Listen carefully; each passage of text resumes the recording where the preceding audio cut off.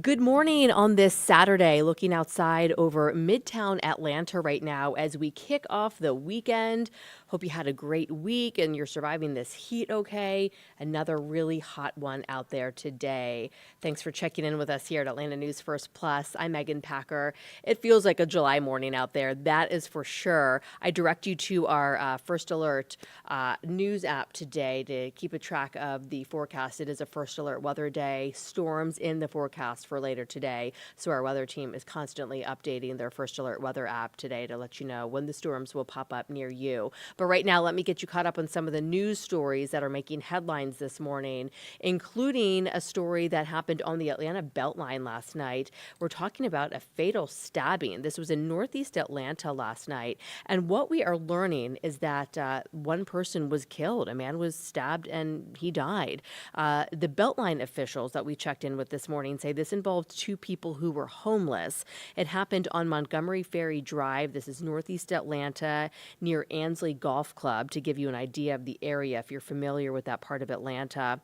Police are looking at video from that trail. It's unclear if the suspect was arrested. Again, the BeltLine is saying that they know this involved two people, so we are just waiting to learn more from Atlanta police about if they actually made an arrest last night after this happened. We had a crew out there on the BeltLine all morning long talking to runners and walkers. They were pretty surprised, as you would imagine, to hear that this happened. It's a popular area, lots of houses nearby, families are out there, a lot of people always exercising, so it was certainly unnerving for them to hear this. But again, we can tell you that this is under investigation by Atlanta police right now. A man fatally stabbed on the BeltLine last night, involving two people who are homeless, according to BeltLine officials. We will update you throughout the day since there are some more questions that we have for Atlanta police. And as we learn more, we'll make sure to update our story on the Atlanta News First app and here on our channels throughout the day. There is a new push right now in Hall County to find a missing girl. She has been missing now for more than a month. This is 12-year-old Maria Gomez Perez. She has not been seen since the end of May. She was last seen leaving her home in Gainesville May 29th. This new banner just went up in Hall County with her photo and her description, and you can see information about a $50,000 reward that is offered for information that brings her home. We know family and friends are absolutely desperate at this point to find this little girl. Atlanta police are looking for a couple of suspects in some burglary cases that they are working, and they want you to take a look. This is some surveillance video screenshots from a storage unit. He got away with a Bluetooth speaker, they say, this suspect. This was at a storage facility on Metropolitan Parkway.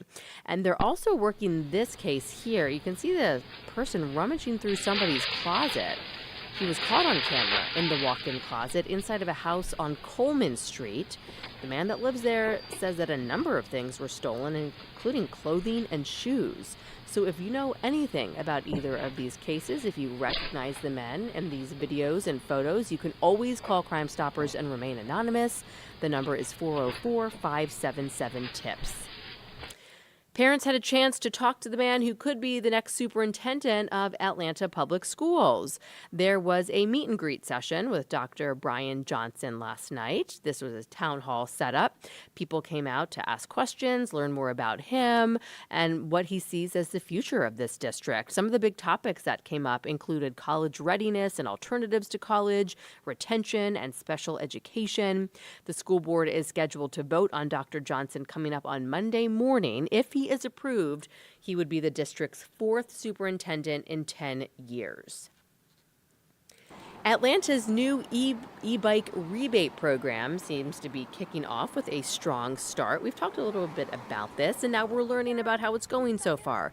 The Atlanta Regional Commission says that there have been nearly 9,000 applications. That's more than 2% of people who live in the city. The program is meant to make e-bikes more affordable by giving people up to $1,500.